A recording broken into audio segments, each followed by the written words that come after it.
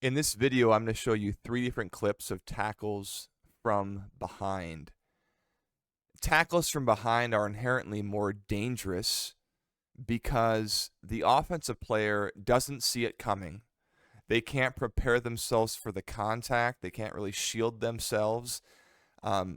Also, the back part of their legs and ankles are exposed. Folks, these parts of your body are not hard. They're fleshy and soft. There's tendons back there, okay? You can get really messed up legs. You could rip an Achilles or something. If someone comes in hard, they could take you out like for the rest of your career. So these tackles require a higher degree of skill and precision to be properly executed.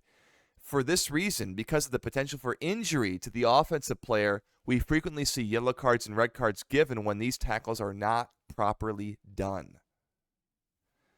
Now, the key question that I think we are asking across these 3 different clips is, does the tackler trip the opponent, or does the opponent trip over the tackler after a clean challenge? I'll say that once more. The core issue is whether the tackler trips the opponent or the opponent trips over the tackler, okay?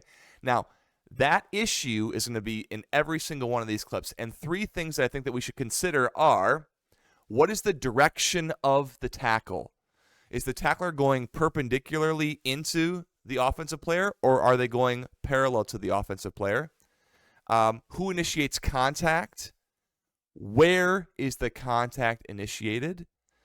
With what is the contact initiated? Is this with like the top of the shoe or the bottom of the foot where the studs are?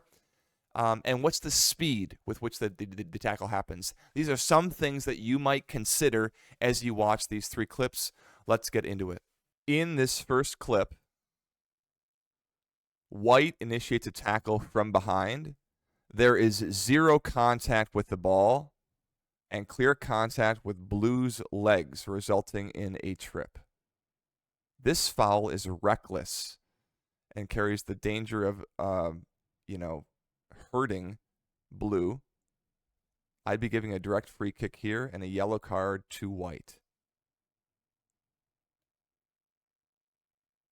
No ball, right through the guy's legs, boom. Again, he's not catching him in the Achilles or in the back of the calf. He's not scissoring the guy's legs. He's tripping him from the front, but still, from behind, 0 ball, yellow card. Here's our second clip.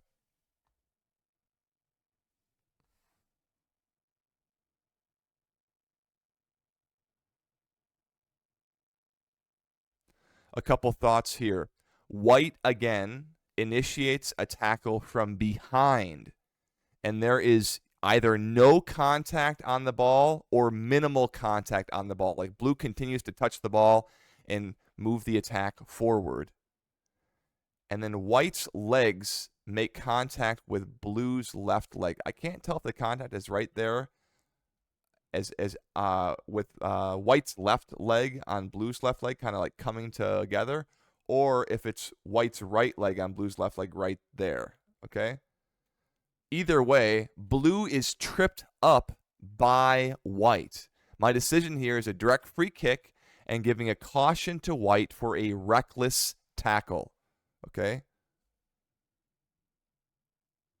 Excellent. And the ref also does an awesome job here because he waits to see if the attack is going to continue. He might call for an advantage, then he could always come back and give this reckless yellow card to 9 White later, but he waits. The advantage is not materialized, and he comes back and calls the foul. This guy is awesome.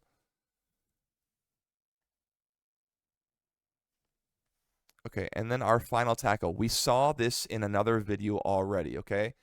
Blue makes a clean tackle from the side or behind, and he wins the ball first. He wins the ball cleanly. There's no contact on White here. He's coming in, boom, ball is poked away right there with like 0 contact on White. He wins the ball first with no contact. Afterward, White is tripping over Blue. Okay? Right here. Boom. There's the, now White's going over Blue. The question for you is this simply incidental contact after a clean challenge, or does Blue's trailing leg illegally trip White? Now, compared to the earlier clips, for me, this is the cleanest tackle, obviously. And I would not be calling this a foul, but depending on your interpretation, you might. Both players here accept the contact and we're playing on. They see this as a clean challenge.